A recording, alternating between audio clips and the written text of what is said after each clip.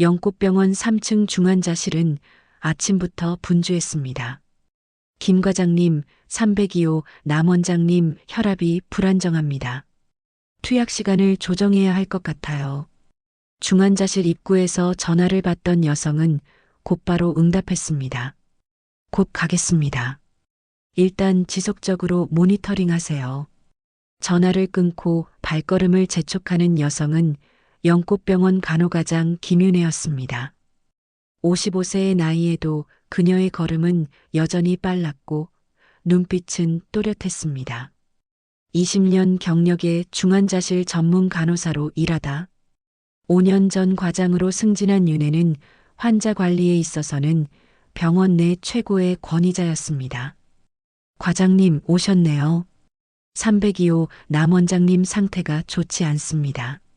간호사가 걱정스러운 표정으로 말했습니다. 어떤 상황인지 설명해 주세요. 윤혜는 침착하게 차트를 확인했습니다. 새벽부터 혈압이 불안정하고 산소 포화도가 간헐적으로 떨어지고 있습니다. 윤혜는 잠시 생각하더니 결단력 있게 지시했습니다. 주치의에게 연락해서 산소 공급량을 높이고 혈압 안정제 용량 조정을 상의해 주세요. 제가 직접 환자 상태를 확인하겠습니다. 302호 병실에 들어선 윤혜는 침대에 누워있는 남성에게 다가갔습니다. 남 원장님, 아침은 드셨나요? 불편하신 곳은 없으세요? 남기준 원장은 약간 창백한 얼굴로 미소를 지었습니다. 김 과장님, 덕분에 괜찮습니다. 다만 오늘은 조금 피곤한 것 같아요. 윤혜는 부드럽지만 전문적인 손길로 환자의 맥박을 짚었습니다. 오늘은 조금 안정을 취하시는 게 좋겠습니다. 제가 주치의 선생님과 상의해서 오늘 예정된 검사는 내일로 미루도록 하겠습니다. 남기준은 고마운 눈빛으로 윤혜를 바라보았습니다. 늘 감사합니다. 과장님 덕분에 이 병원 생활이 편안하네요. 윤혜는 겸손하게 고개를 저었습니다. 제 일을 하는 것뿐입니다. 휴식을 취하세요. 병실을 나서던 윤혜는 원장의 의무 기록을 꼼꼼히 살펴보았습니다. 남기준, 78세, 전직 교육재단 이사장, 심장병과 폐질환으로 장기 입원 중, 가족 없음, 특이사항 매우 차분하고 예의 바른 환자, 의료진에게 항상 감사 표현. 윤혜는 짧은 한숨을 내쉬었습니다.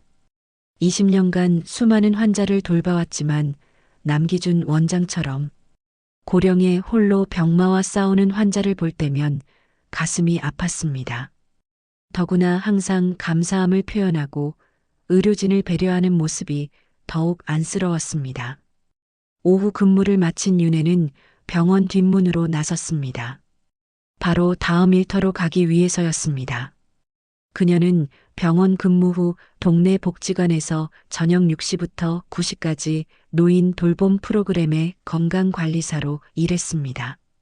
그리고 밤 10시부터는 24시간 약국에서 야간 상담원으로 일했습니다.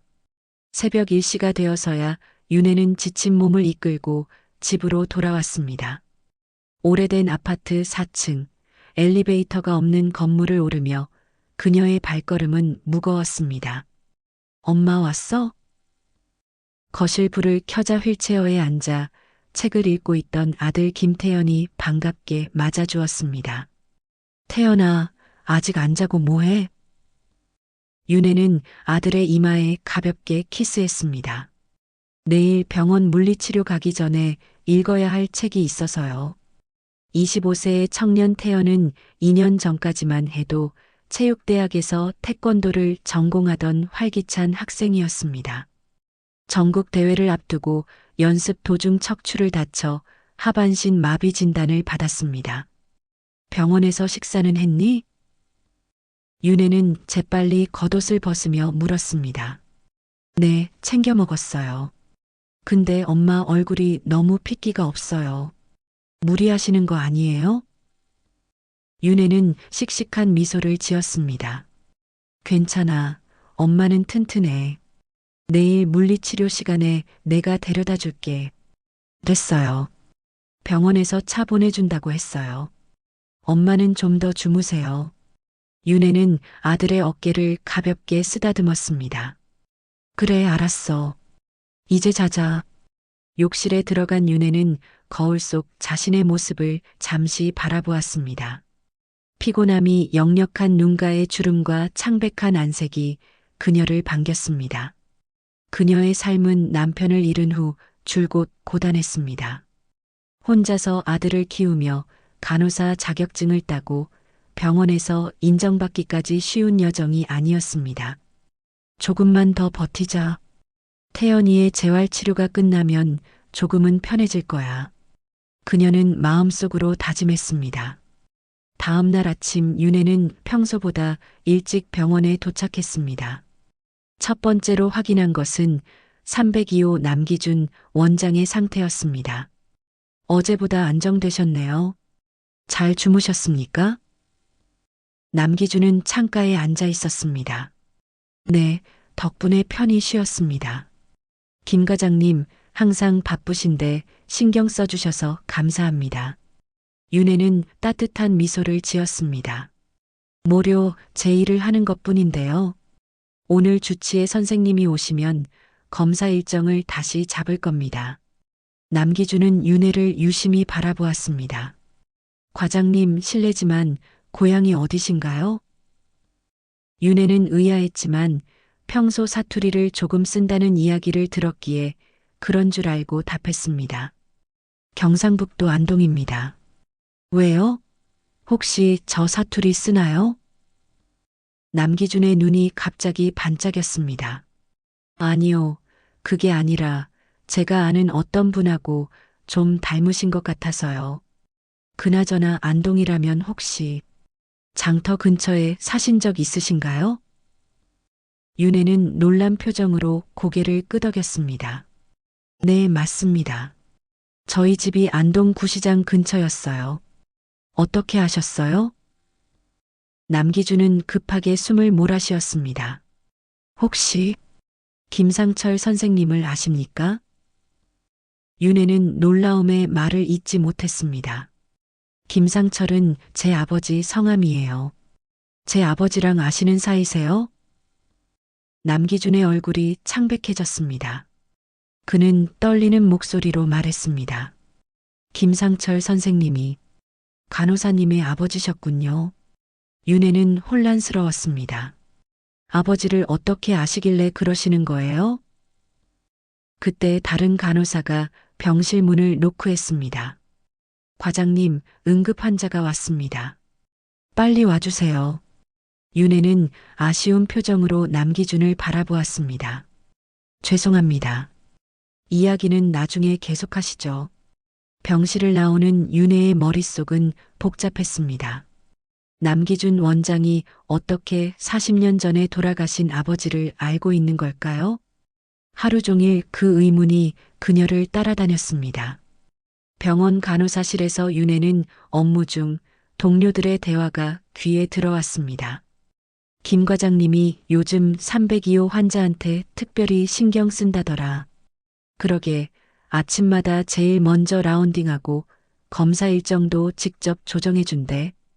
근데 그 환자가 대단한 재력가라면서 전직 교육재단 이사장이라고.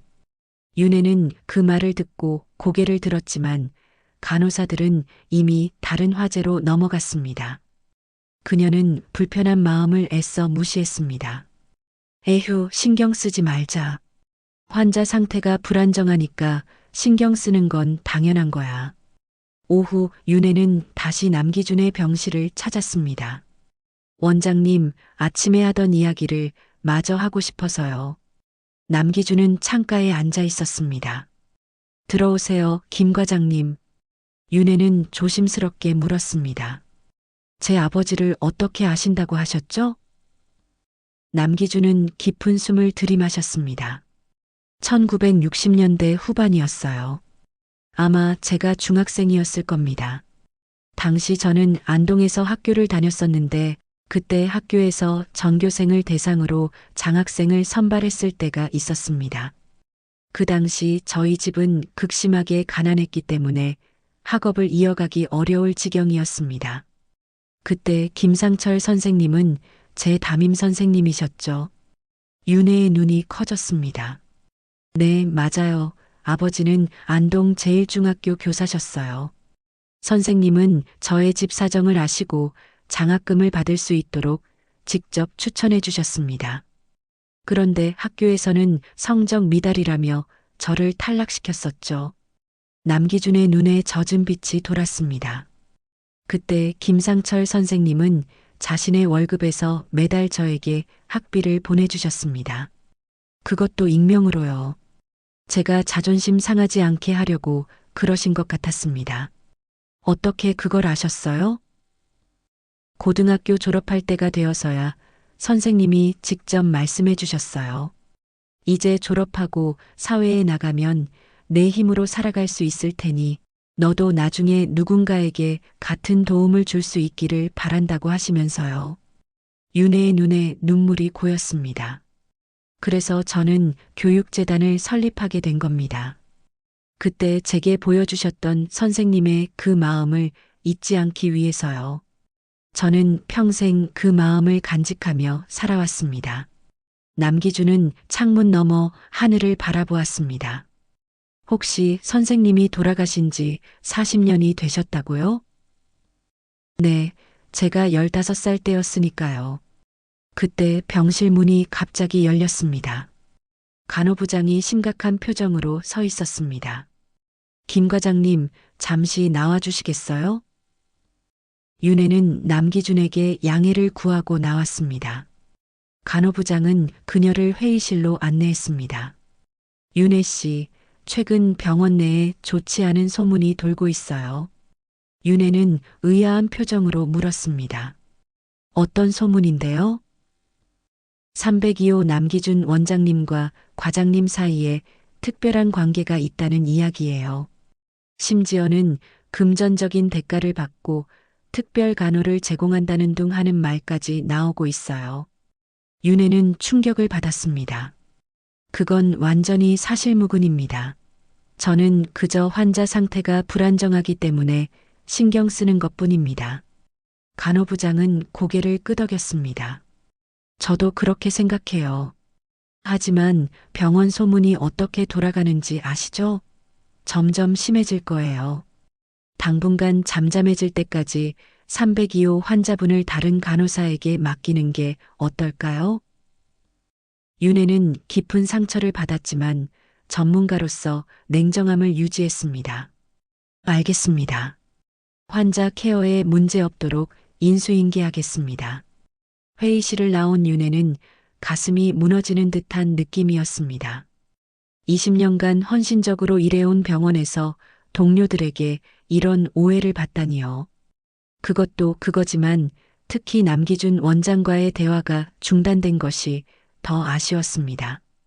아버지에 관한 이야기를 더 듣고 싶었습니다. 그날 저녁 복지관 일을 마치고 약국으로 향하던 윤혜에게 뜻밖의 전화가 왔습니다. 과장님, 저 302호 담당하게 된 간호사예요. 남기준 원장님께서 꼭 뵙고 싶다고 하세요. 내일 오전 병원 밖 카페에서 만나고 싶다고 하시는데요. 윤혜는 잠시 망설였습니다. 원장님께 죄송하다고 전해줘. 지금 병원 사정이 그래서 원장님이 정말 간절히 부탁하시더라고요. 꼭 과장님을 봐야 한다고요. 윤혜는 한숨을 쉬었습니다. 알았어. 전해줘서 고마워. 그날 밤 약국 근무 중에도 윤혜의 마음은 복잡했습니다. 남기준 원장과 아버지의 관계, 그리고 병원 내 퍼진 소문까지. 새벽 2시 집에 돌아온 윤혜는 거실 소파에서 잠든 태연을 발견했습니다. 또 엄마 기다리다 여기서 잤구나. 부드럽게 아들의 어깨를 흔들자 태연이 눈을 떴습니다. 엄마 왔어? 얼굴이 안 좋아 보여. 무슨 일 있었어? 윤혜는 고개를 저었습니다. 아니, 그냥 좀 피곤해서 그래. 엄마, 나한테 거짓말하면 안 돼. 뭔가 있지?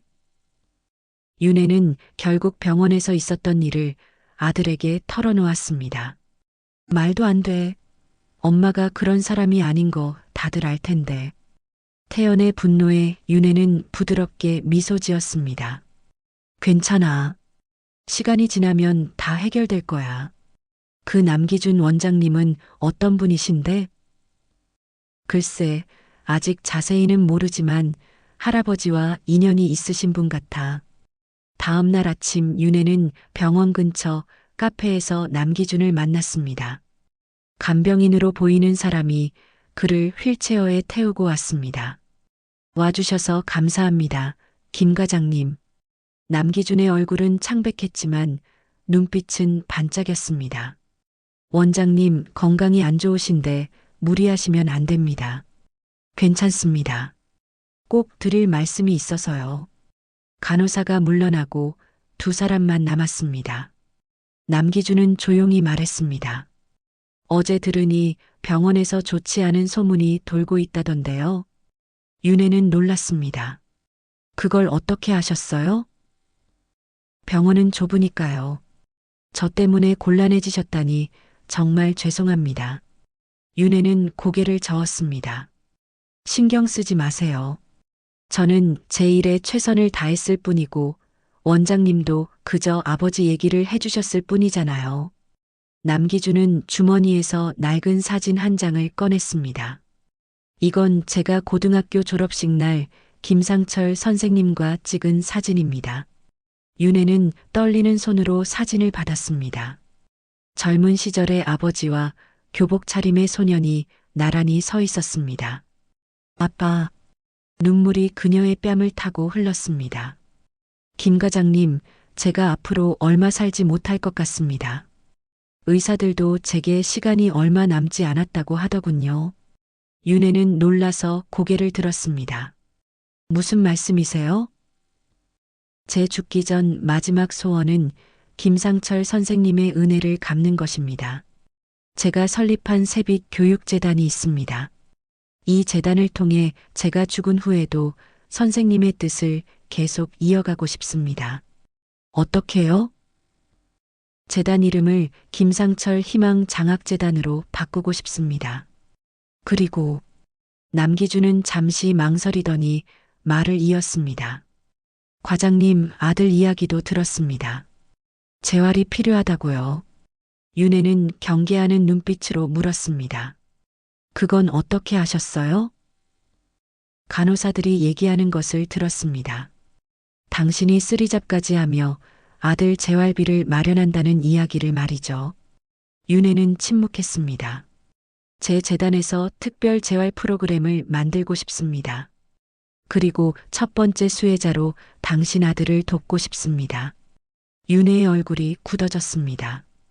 감사하지만 저희는 자선 케이스가 되고 싶지 않습니다.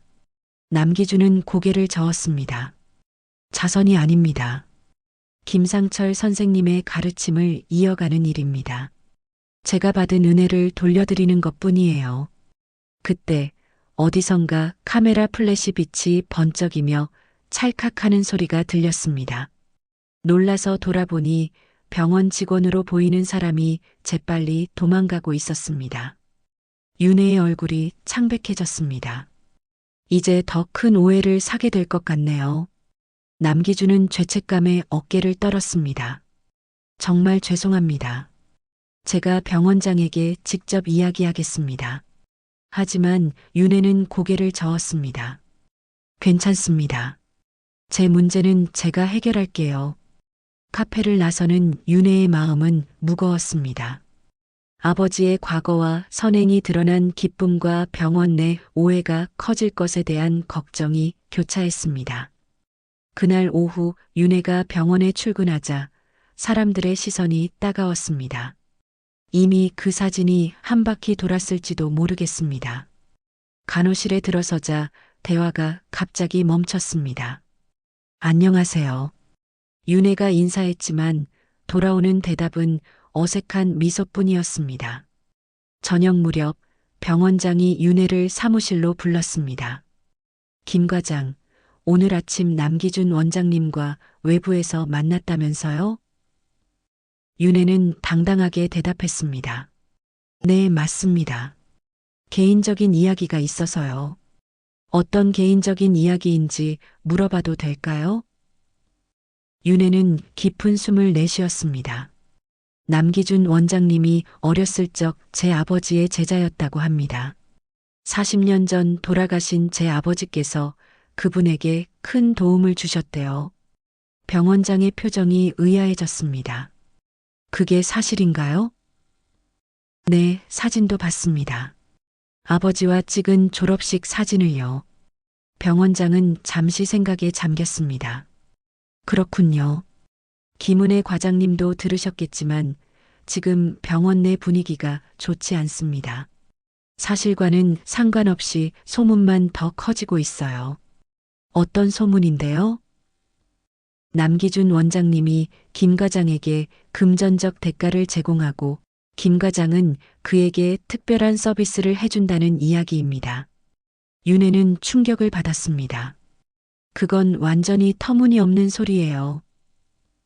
저도 그걸 그대로 믿지는 않습니다만 증거 사진까지 돌아다니고 있어요.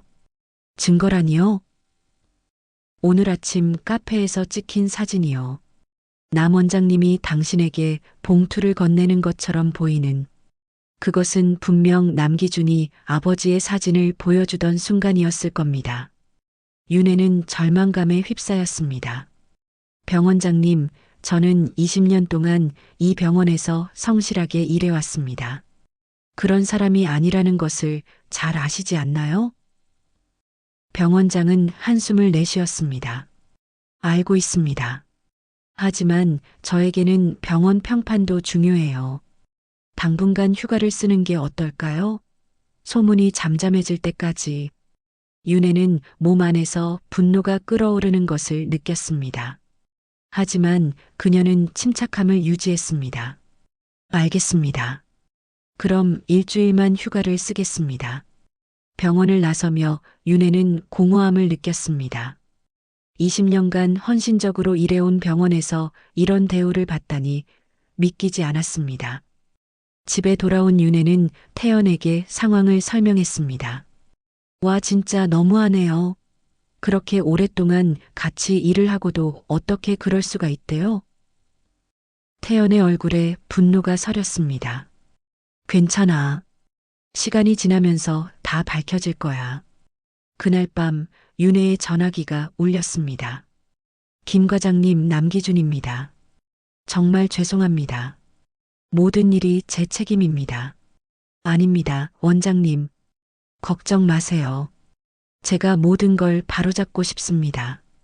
내일 제 변호사와 함께 만나주실 수 있을까요? 중요한 제안이 있습니다. 윤혜는 망설였습니다. 지금 상황에서 우리가 만나는 건 더 오해를 살 수 있어요. 제 자택에서 만납시다.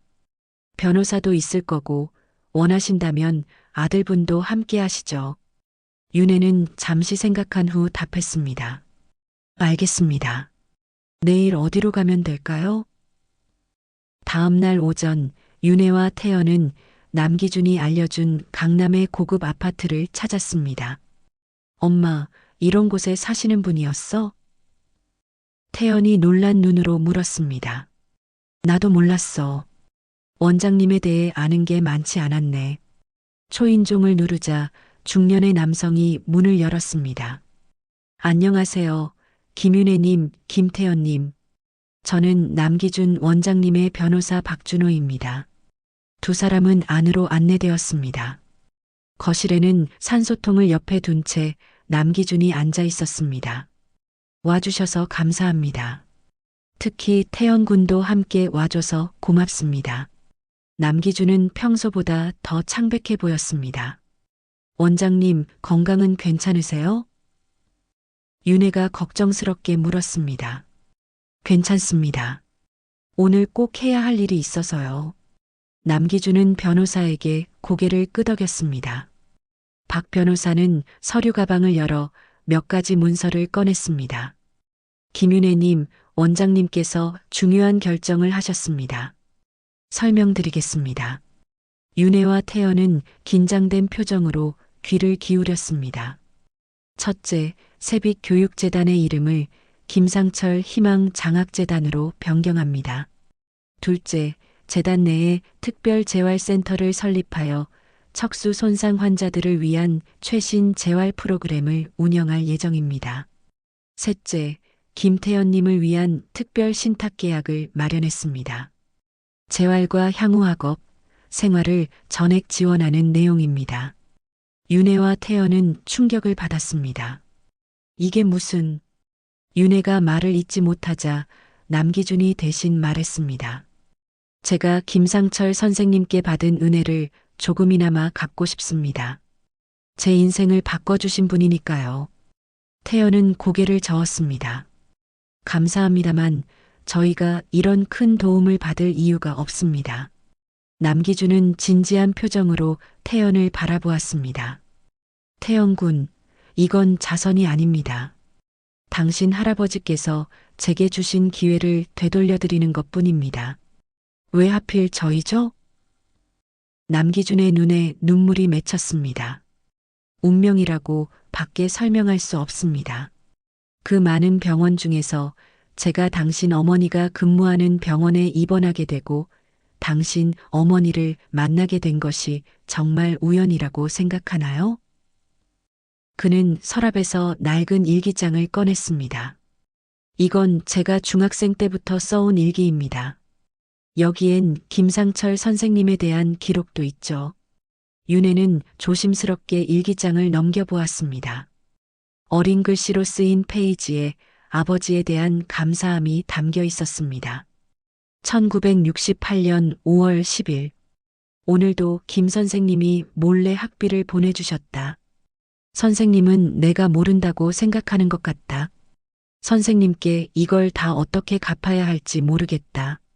일기를 읽어보던 윤혜의 눈에서 눈물이 흐를 그때 남기준이 갑자기 가슴을 부여잡았습니다. 원장님. 윤혜가 재빨리 다가가 호흡과 맥박을 확인했습니다. 빨리 구급차를 불러주세요. 변호사가 급히 전화를 걸었고 윤혜는 전문 간호사로서 남기준의 상태를 확인했습니다. 심장 박동이 불규칙해요. 산소 공급량을 높여주세요. 구급차가 도착할 때까지의 10분이 영원처럼 느껴졌습니다. 구급대원들이 남기준을 실어 나르는 동안 윤혜와 태연은 걱정스러운 표정으로 지켜보았습니다. 함께 가시겠습니까? 변호사가 물었습니다. 네, 당연히요. 병원으로 향하는 차 안에서 태연이 어머니의 손을 꼭 잡았습니다. 엄마, 정말 대단한 인연이네요. 그래. 할아버지가 이런 분이셨다니. 몰랐어. 병원에 도착했을 때 남기준은 이미 중환자실로 옮겨진 상태였습니다. 더욱 아이러니한 것은 그가 윤혜가 일하는 영꽃병원으로 이송되었다는 점이었습니다. 로비에서 기다리던 중 윤혜는 병원 직원들이 자신을 보고 수군거리는 것을 느꼈습니다. 이제 그녀는 간호사가 아닌 보호자로 병원에 와 있었습니다. 2시간 후 주치의가 다가왔습니다. 보호자분이신가요? 변호사가 고개를 끄덕였습니다. 환자분 상태가 매우 위중합니다. 심장 기능이 크게 약화되었습니다. 윤혜는 의사의 표정에서 이미 답을 읽을 수 있었습니다. 얼마나? 길어야 며칠이라고 봅니다. 가족들에게 연락하시는 게 좋겠습니다. 변호사가 고개를 저었습니다. 가족이 없습니다. 저희가 가장 가까운 지인입니다. 저녁이 되어서야 남기준은 의식을 되찾았습니다. 그는 윤혜와 태연이 병실에 들어오자 약하게 미소 지었습니다. 와줘서 고맙습니다. 윤혜는 전문가의 눈으로 모니터를 확인했습니다. 상태가 좋지 않았습니다. 서류에 모두 서명하셨나요? 남기준이 약한 목소리로 물었습니다. 변호사가 고개를 끄덕였습니다. 네, 모든 절차가 완료되었습니다. 남기준은 안도의 표정을 지었습니다. 다행입니다. 이제 마음 편히 갈 수 있겠네요. 그런 말씀 마세요. 곧 회복하실 거예요. 윤혜가 말했지만 그녀 자신도 그 말을 믿지 않았습니다. 남기준은 천천히 손을 뻗어 윤혜의 손을 잡았습니다. 김상철 선생님의 딸을 늦게나마 만나게 되어 정말 행복했습니다. 죽기 전에 이렇게 만난 것 또한 운명이라고 생각합니다. 그는 잠시 숨을 고르더니 계속했습니다. 한 가지 더 부탁이 있습니다. 병원에서 당신이 받은 오해를 풀고 싶습니다. 제가 직접 병원장에게 모든 것을 설명하고 싶어요. 윤혜는 고개를 저었습니다. 그럴 필요 없어요. 원장님 건강이 더 중요합니다. 아닙니다. 제가 꼭 해야 할 일입니다. 내일 병원장님을 여기로 불러주세요. 윤혜는 남기준의 결연한 표정을 보고 결국 고개를 끄덕였습니다. 알겠습니다. 병실을 나온 후 윤혜와 태연은 병원 카페에 앉았습니다. 엄마, 이 모든 게 믿기지 않아요. 태연이 말했습니다. 나도 그래. 할아버지가 그런 면이 있을 줄 몰랐어. 할아버지가 남기준 원장님을 도와주셨고 그분이 교육재단을 만들어 학생들을 도왔는데 과중에 제가 있었다니. 윤혜는 놀라 고개를 들었습니다. 뭐라고? 내가 장학금을 받았다고? 태연은 고개를 끄덕였습니다. 대학 2학년 때 세빛교육재단에서 장학금을 받았어요. 하지만 그게 남 원장님의 재단인 줄은 전혀 몰랐어요. 윤혜는 충격을 받았습니다. 그런 중요한 걸 왜 말하지 않았니? 그냥 말해야 되는 건 줄 몰랐어요. 이미 학교에서 전액 장학금을 받고 있기도 했고 장학재단에서 주는 건 엄마한테 용돈 안 받고 용돈 대신 쓰려고 했거든요. 윤혜의 눈에 눈물이 고였습니다. 그랬구나. 이제 운명이라는 걸 부정할 수도 없을 정도네. 그때 의료진 몇 명이 카페에 들어와 윤혜를 발견하고는 수군거리기 시작했습니다. 저기 봐, 김 과장. 휴가 중인데도 병원에 와 있네.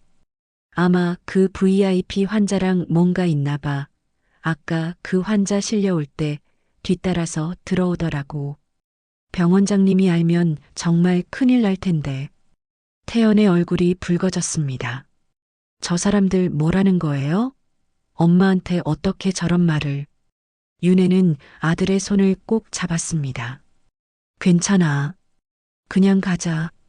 하지만 태연은 분노를 억누르지 못했습니다. 아니에요. 이건 정말 참을 수 없어요. 태연은 휠체어를 돌려 그 의료진들에게 다가갔습니다. 실례합니다만 제 어머니에 대해 그런 식으로 말씀하시면 안 됩니다. 의료진들은 당황한 표정을 지었습니다. 어머니라고요? 혹시 김 과장님 아들이세요? 네, 맞습니다. 제 어머니는 20년 동안 이 병원에서 성실하게 일해 오셨습니다. 그런데 근거 없는 소문 때문에 이런 대우를 받으시는 건 정말 모욕적입니다. 태연의 목소리는 떨렸지만 단호했습니다. 죄송합니다. 저희가 경솔했네요. 한 간호사가 겸연쩍게 사과했지만 다른 한 명은 여전히 의심스러운 눈빛을 보냈습니다. 하지만 김 과장님이 왜 휴가 중인데 VIP 환자와 계속 만나는지가 좀 궁금하긴 하네요. 윤혜가 일어서서 천천히 그들에게 다가갔습니다. 내가 남기준 원장님을 돌보는 이유가 알고 싶은 거예요? 그녀의 목소리는 조용했지만 단호했습니다. 오래전 제 아버지와 남 원장님 사이에 있었던 인연 때문입니다. 여러분에게 일일이 그런 걸 다 설명해 드려야 하나요? 어떤 인연이길래 그래요? 곧 알게 될 거예요. 그리고 그때는 지금 저에게 여러분이 한 말들, 여러분 스스로가 부끄러워하게 될 겁니다. 윤혜의 마지막 말은 마치 예언과도 같았습니다. 그날 밤 윤혜와 태연은 병원 대기실에서 밤을 보냈습니다. 다음 날 아침 윤혜는 병원장에게 연락해 남기준의 요청을 전했습니다. 그러나 병원장은 전날 목격된 카페에서의 상황 때문에 더욱 불편한 태도를 보였습니다. 김 과장, 병원 내에서 만나는 것도 자제해야 할 판에 이런 걸 요청을 하다니 좀 곤란합니다. 윤혜는 깊은 숨을 내쉬었습니다. 병원장님, 남 원장님의 건강이 매우 위중합니다. 그분의 마지막 소원일지도 모르는 요청을 거절하실 건가요? 병원장은 잠시 침묵했습니다. 알겠습니다. 하지만 이번이 마지막입니다. 김 과장님의 평판을 위해서라도 그게 좋을 겁니다. 윤혜는 그 말에 깊은 상처를 받았지만 침착하게 대답했습니다. 곧 모든 것이 드러날 거예요. 그때 병원장님이 저에게 그동안 어떤 말을 하셨는지 꼭 기억하시길 바랄게요. 오전 10시 병원장이 병실에 도착했습니다. 아, 남 원장님. 병원장은 남기준을 알아보고 놀란 표정을 지었습니다. 병원장님 앉으시죠. 드릴 말씀이 있습니다. 남기준의 목소리는 약했지만 단호했습니다. 김윤혜 과장에 대한 오해를 풀어드리고 싶습니다. 그는 천천히 하지만 명확하게 모든 이야기를 풀어냈습니다. 김상철 선생님과의 인연, 교육재단 설립 배경, 그리고 윤혜와 태연을 만나게 된 놀라운 우연까지. 제가 김 과장에게 금전적인 무언가를 제공했다는 소문은 완전히 사실무근입니다. 오히려 제가 김상철 선생님의 가족에게 감사를 표하고 싶었을 뿐입니다. 병원장은 놀라움을 감추지 못했습니다. 이런 사연이 있었군요. 정말 놀라운 인연입니다. 그리고 제가 설립한 재단의 이름을 김상철 희망 장학재단으로 변경했습니다. 이제 곧 공식 발표가 있을 겁니다. 병원장은 윤혜를 바라보았습니다. 김 과장, 정말 미안합니다. 오해를 했네요. 윤혜는 고개를 끄덕였지만 눈빛은 냉정했습니다. 사과를 받아들입니다. 하지만 제가 20년 동안 헌신한 이 병원에서 이런 대우를 받았다는 사실은 쉽게 잊히지 않을 거예요. 병원장은 불편한 기색을 감추지 못했습니다. 물론이죠. 제가 어떻게 보상해 드릴 수 있을까요? 보상은 필요 없습니다. 단지 진실이 알려지길 바랄 뿐입니다. 이때 남기준이 조용히 끼어들었습니다. 병원장님, 한 가지 제안이 있습니다. 네, 말씀하세요. 모든 오해를 한 번에 풀기 위해 병원 전체 직원 회의를 소집해 주실 수 있을까요? 제가 직접 모든 것을 설명하고 싶습니다. 병원장은 놀란 표정을 지었습니다. 지금요? 하지만 원장님 건강이. 제 건강은 걱정하지 마세요. 이것이 제게는 매우 중요합니다. 병원장은 잠시 생각하더니 고개를 끄덕였습니다. 알겠습니다. 오늘 오후 2시에 대강당에서 회의를 소집하겠습니다. 남기준은 만족스러운 표정으로 미소 지었습니다. 감사합니다. 그리고 한 가지 더 부탁드리고 싶은 게 있습니다. 네. 저희 재단에서 척수 손상 환자들을 위한 특별 재활센터를 설립할 계획이 있는데요. 영꽃병원과 협력하여 이 센터를 운영하고 싶습니다. 오후 2시 영꽃병원 대강당은 전 직원들로 가득 찼습니다. 모두가 갑작스러운 회의 소집의 이유를 궁금해했고 특히 휴가 중인 김윤혜 과장이 병원장과 함께 단상에 있는 것을 보고 더욱 의아해했습니다. 오늘 여러분을 급하게 소집한 것은 중요한 두 가지 발표를 하기 위해서입니다. 병원장이 회의를 시작했습니다. 먼저 우리 병원의 특별한 손님으로 계신 교육재단 이사장이시자 현재 우리 병원에 입원 중이신 남기준 원장님께서 직접 말씀하실 일이 있으시다고 합니다. 모두의 시선이 휠체어를 탄 남기준에게 향했습니다. 그는 산소 공급 장치를 끼고 있었지만 단호한 표정으로 마이크 앞으로 다가갔습니다. 여러분, 제가 이렇게 나온 이유는 한 가지입니다. 저와 김윤혜 과장님에 대한 모든 오해와 소문을 바로잡기 위해서입니다. 회의장은 순식간에 조용해졌습니다. 저는 김윤혜 과장님의 아버지 김상철 선생님으로부터 50년 전 목숨을 구원받았습니다. 남기준은 자신의 어린 시절부터 김상철 선생님의 도움, 그리고 윤혜와 태연을 만나게 된 놀라운 인연까지 모든 것을 상세히 설명했습니다. 그래서 제가 김 과장님에게 특별한 관심을 보인 것은 사실입니다. 하지만 그것은 여러분이 오해한 것처럼 부적절한 관계가 아닌 깊은 감사와 존경 때문이었습니다. 그의 이야기를 들으며 대강당에 있던 많은 간호사와 의사들의 얼굴은 매우 놀라 보였습니다. 특히 윤혜에 대한 소문을 가장 적극적으로 퍼뜨린 몇몇 간호사들은 고개를 숙였습니다. 더구나 저는 오래전 제가 설립한 재단을 통해 모르는 사이에 김 과장님의 아들 태영 군에게도 장학금을 지원했다는 사실을 알게 되었죠. 이 말에 청중들 사이에서 놀라움의 탄성이 흘러나왔습니다. 여러분, 세상에는 우리가 이해할 수 없는 깊은 인연이 있습니다. 제가 제 생명을 구해준 분의 가족을 만나고 또 제가 모르는 사이에 그 가족을 도왔다는 사실은 단순한 우연으로 치부할 수 있는 것이 아닙니다. 남기준의 목소리는 점점 더 힘이 실렸습니다.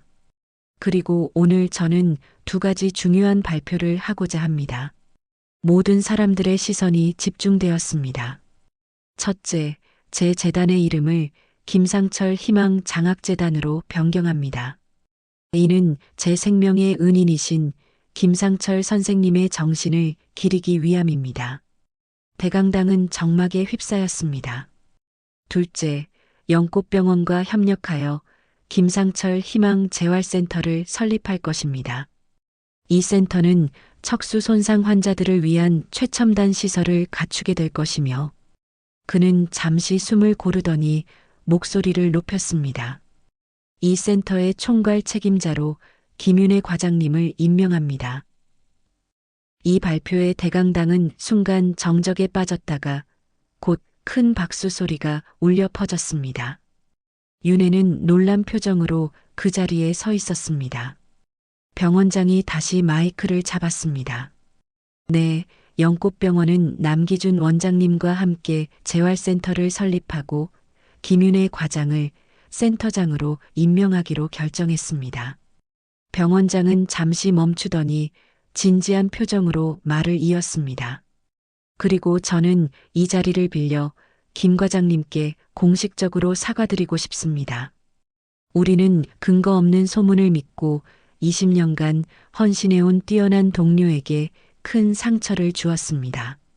병원장은 윤혜를 향해 고개를 숙였습니다.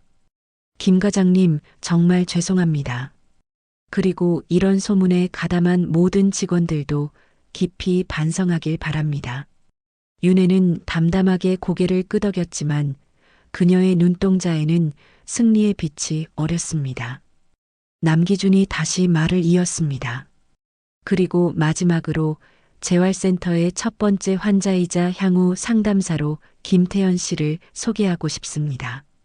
태연이 휠체어를 밀고 단상으로 올라왔습니다. 안녕하세요. 저는 2년 전 척수 손상으로 하반신 마비 판정을 받았습니다. 하지만 오늘 저는 앞으로 세워질 센터를 통해 희망을 되찾고 또 다른 환자들에게 그 희망을 전하는 역할을 맡게 되었습니다. 태연의 담담하지만 힘있는 목소리에 많은 사람들이 감동했습니다.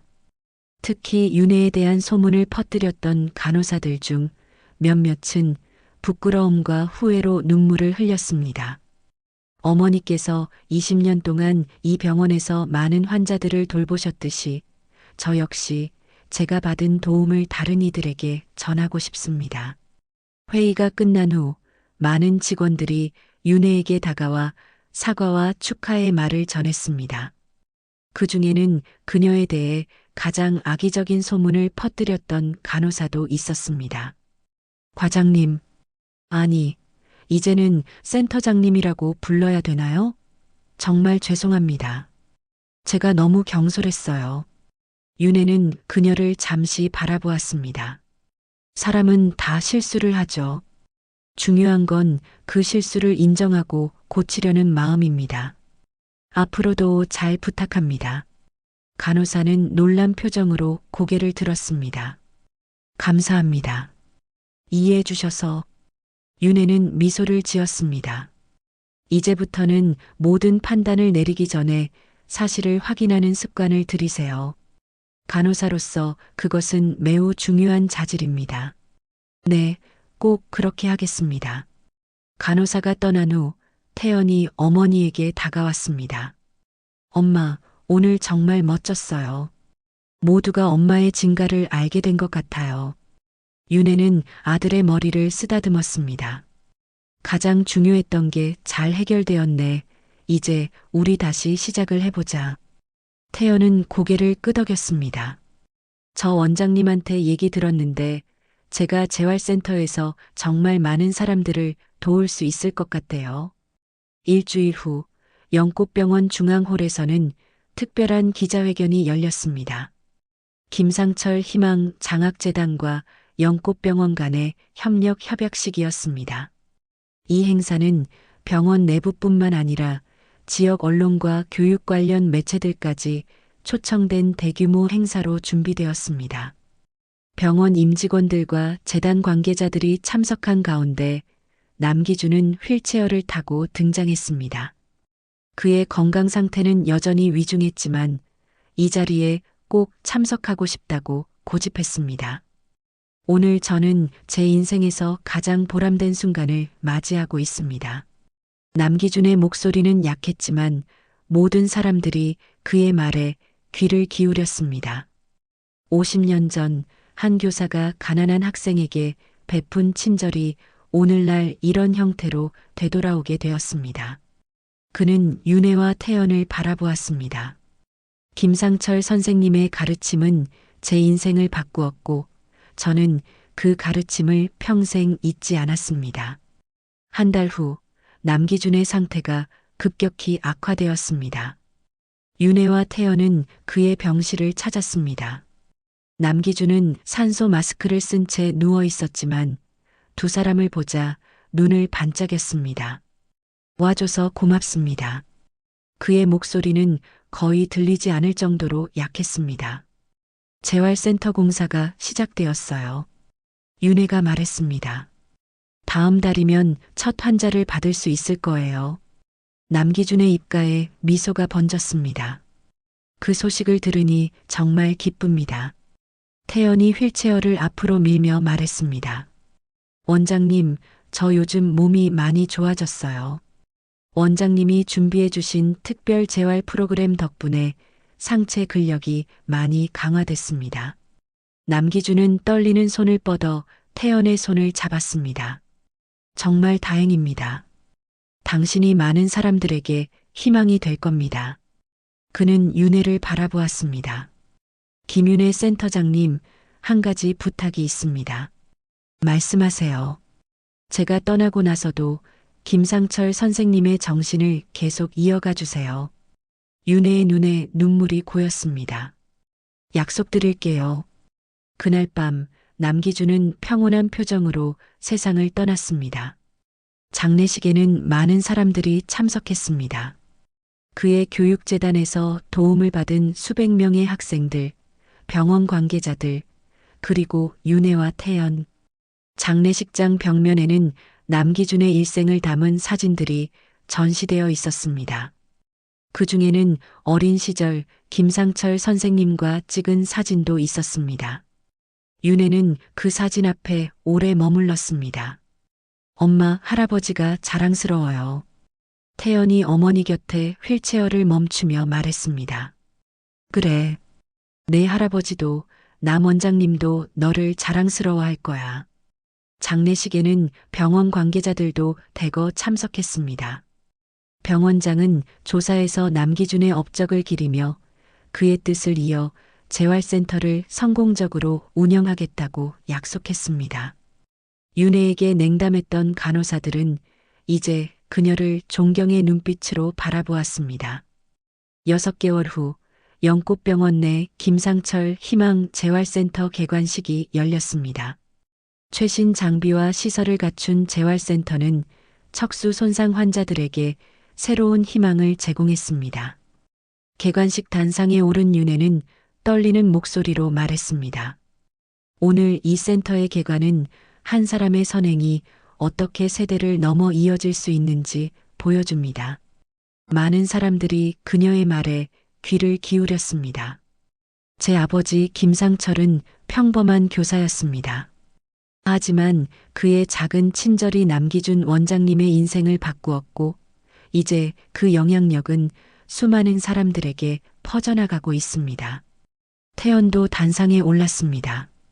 그는 특수 제작된 보조기구의 도움을 받아 잠시 휠체어에서 일어섰습니다. 이 순간은 6개월간의 집중 재활 끝에 가능해진 성과였습니다. 저는 이 센터의 첫 번째 환자이자 이제는 상담사가 되었습니다. 제가 받은 도움을 다른 이들에게 전하고 싶습니다. 그날 병원장은 특별한 발표를 했습니다. 김윤혜 센터장님을 우리 병원의 부원장으로 임명합니다. 그녀의 헌신과 전문성이 우리 병원의 새로운 표준이 될 것입니다. 윤혜의 눈에 눈물이 고였습니다. 불과 몇 개월 전만 해도 그녀는 병원에서 오해받고 소외되었던 사람이었습니다. 이제 그녀는 병원 최고 관리자 중 한 명이 되었습니다. 특히 그녀를 가장 심하게 모함했던 간호사들은 이제 그녀의 지휘 아래 일하게 되었습니다. 부원장으로서 첫 결정은 병원 내 정의와 존중 프로그램을 시작하는 것입니다. 윤혜가 단호하게 말했습니다. 이 프로그램을 통해 근거 없는 소문이나 차별이 없는 병원 문화를 만들어 가겠습니다.